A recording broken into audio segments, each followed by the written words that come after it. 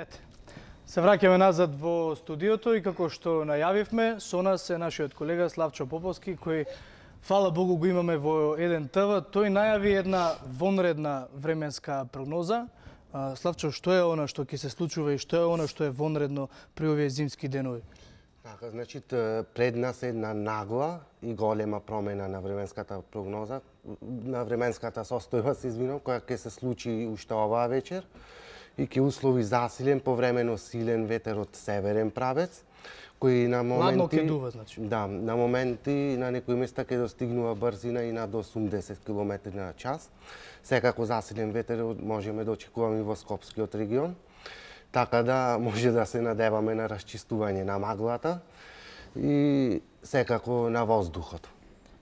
Очекуваме и врнежи, кои ќе бидат во вечерните часови од дожд на пониските и снег на планините, меѓутоа по втората половина од ноќта ќе има нагло заладување на времето, со што врнежи од снег може да очекуваме и понекаде на пониските места, со што има услови за формирање на потенка снежна покривка. И што, значи, до утре и изутрина на повеќе места температурите ќе паднат под нулата и ќе се движат некаде од -6 до 3 степени, додека веќе од среда на секаде ќе бидат негативни, ќе се спуштаат во интервалот од -12 до -2 степени. И во попладневните часови тоа? Што во текот на денот ќе се искачуваат некаде од -3 до 6-7 степени, значи останува релативно студено и во текот на денот. Значи ќе надржи, може да се каже, Славчо, и следниве денови студено Да, време. да, почнувајќи од вечерва, ќе потрае, значи во поголемиот дел од оваа недела. Ако може да се заклучи бар од сево ова, иако студено време, меѓутоа барем ветрот што Подобро сите го студено, чекаме,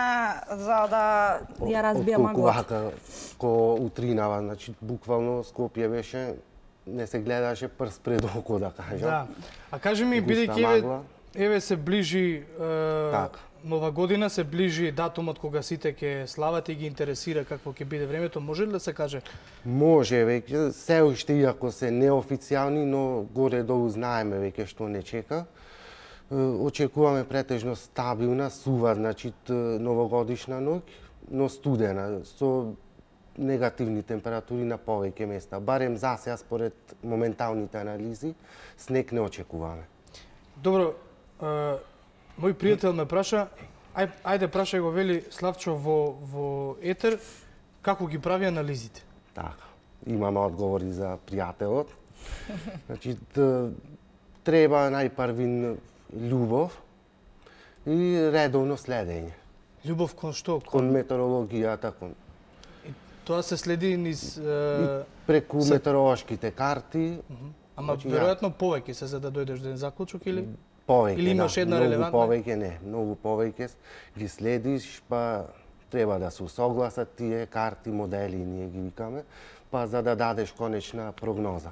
И да Така не е, беше Славчо, пријател, посветено, да. да Да, не беше посветено. пријателот мој, немаше да дознам, бидејќи сум го прашал приватно неколку пати и ми рекол не смеам да ти кажам, тајна е. Да мислев дека викам Славчо е пророк, Да, освен ова, Славчо, дали имаш уште некои дополнителни информации кои што би требало да ги знаат граѓаните? Нас и ни тука во телевизијава, постојано те бомбардираме со прашања, меѓутоа еве да споделиме нешто дополнително. Да дадам уште една подолгорочна анализа за јануар, февруар, дека очекуваме нешто повеќе врнежи, па така може да очекуваме и врнежи од дожд и од снег. Добро. Значи поврнежливи јануар и февруар. Добро. Славчо, ти остануваш со нас додека него затвориме овој дел од студиото. Отворени се телефонските линии и темата на која што Јана можат гледачите да бидат наши гости, да коментираат. Да, почитувани, она што го споменавме, еве имате прилика можеби и некоја прашање доколку сакате и на Славчо Поповски по однос на временската состојба да му поставите, меѓутоа секако и ваш став.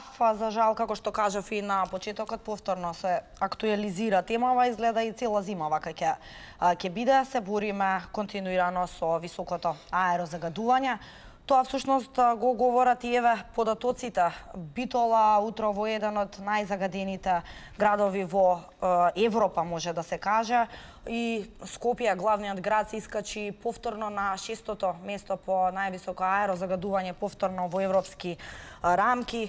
Пак од скопските општини утрово беше, согласно информациите, центар најзагаден, односно најзагадена општина во Македонија, а еве моментално ја гледаме и апликацијата во Мигов колку се загадени, односно колкави се бројките со загадувањето во скопските општини. Ова е во општина Аеродром. Во Аеродром се гледа дека ете оние дозволени PM10 честици и генералната оценка за квалитетот на воздухот се секако над дозволеното. Да. Да видиме една од другите општини како е во моментов. Во општина Да, Центар. еве, општина Центар уште по високо аерозагадување, она што и пред малку всушност го прочитав утрово, таа беше најзагадената скопска општина и еве можеби сепак до вечер ќе го чекаме како што тргнало ветерот што го спомена Славчо, па малку да расчисти. Ова е моментално загадувањето во општина Центар. Сега во моментов го гледаме загадувањето во општина Карпош.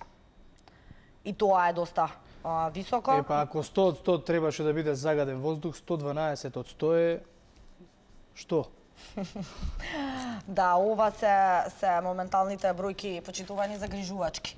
Сепак можете и сами да видите во real time не се дише буквално од смок и од магла, па еве може слободно да се јавите во овие минути кои што преостануваат, да прокоментирате имате или немате проблеми или здравствени или било какви, како се носите со високото аерозагадување, надлежните, како и претходно кога сме ги третирале темиве, остануваат со презентирање на планови и развојни некои настани, меѓутоа конкретни решенија нема, многу летови беа и во текот на викендот откажани токму поради густата магла од она што можевме да се информираме.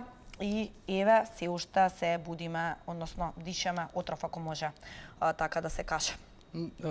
Интересно е како последниве неколку денови Битола и Струмица се едни од градовите во Македонија каде што се повеќе почнуваат да заликуваат на Скопје во поглед на аерозагадувањето.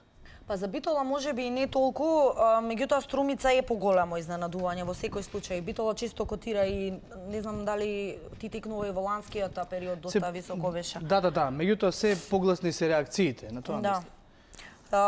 Добро додека немаме гледачи на линија, Чалски може да издвоиме и некои интересни реакции на социјалните мрежи, она што го имаме подготвено сепак. Дел од реакциите, она на кои што сме налетале секако. Извесен Бургунди. Идам навечер дома, Лисиче најзагадена општина. Доаѓам преку ден на работа, Центар најзагадена општина. Луѓе до мене да не ебе? Да, има исто така еден друг твит кој вели еве со ќерка ми учиме за загадувања и ме прашува што значат тие бројките со индекси и кои сме ние. Така што да, ова е добро прашање дефинитивно. Сега овде има два твита, едниот Слободан Јаковски, другиот Никола Стрес, кои што се упатени кон шарената револуција. Ете, виновникот за нив е во шарената револуција, која што вели кај сте за маглава да пишете нешто, односно кај сте да бекнете за ова што ме боли грло. Вели Стрес и Јаковски слични коментари. Да, разни се обвинувањата и барањата на одговорност, кој се е виновен за аерозагадувањето. Или кој се треба да реагира за нешто да се преземе. Да, има исто така еден духовит интересен твит кој вели ќе издржиме уште месец-два, само не мислете на тоа. Така што да, ова може да е добра препорака. Ако се тргнат мислите на страна што дишеме и во што моментално живееме. Имаш ли уште некој твит или реакција Чалски за крај? Има, да, ама овие се повеќе саркастични и така во еден ваков амбиент каде што всушност не е толку интересно дека воздухот е загаден па полека не убива сите, за жал. Да, меѓутоа еве не мислете на тоа, излегува на крај работава. Добро, мислам дека полека, но сигурно веќе се приближивме кон крајот, односно да го заокружиме овој блок од отвореното студио со мене колегата Чаловски, секако до самиот крај беше и Славчо Поповски. Веќе со нас повторно се гледате од 15 часот и 20 минути, а останете со програмата на 1 ТВ. За кратко следуваат вестите на 1 ТВ и најновите информации со колегата Александар Петрески.